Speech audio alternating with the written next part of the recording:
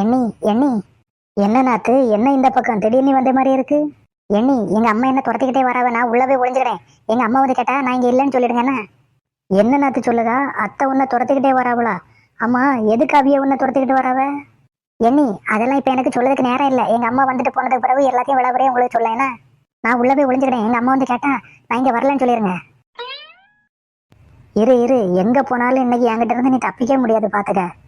இந்த பக்கம் தானே வந்த மாதிரி இருந்து இங்கேயும் காணுமே.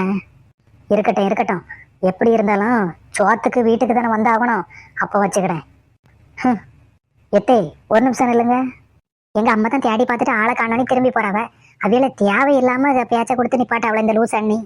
எத்தே, நீங்க பாட்டுக்கு உள்ள வந்திய, நீங்க பாட்டுக்கு என்னத்தையோ தேடினிய, ஒன்றும் சொல்லாம நீங்க பாட்டுக்கு கிளம்பி போயிட்டு இருக்கிறிய. நான் ஒருத்திங்க குத்துக்கல் மாதிரி உட்காந்துருக்கேன்ல. கண்ணு தெரியலையாக உங்களுக்கு? கண்ணெல்லாம் நல்லா தான் தெரியும். எனக்கு தெரியும் அத்தே, நீங்க உங்க மொவலை தானே தேடி வந்திய. அப்போ அவ இங்கதான் இருக்கா? ஐயோ, உளறிட்டன. மோளே, மரியாதையா வெளியே வந்துரு.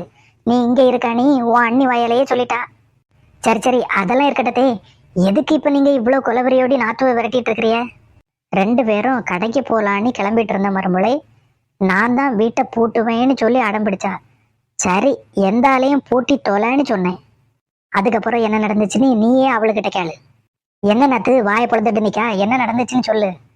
இந்த அம்மா தான் அண்ணி எந்த ஆளையும் சாவியை பூட்டி தொலைன்னு சொன்னாவ.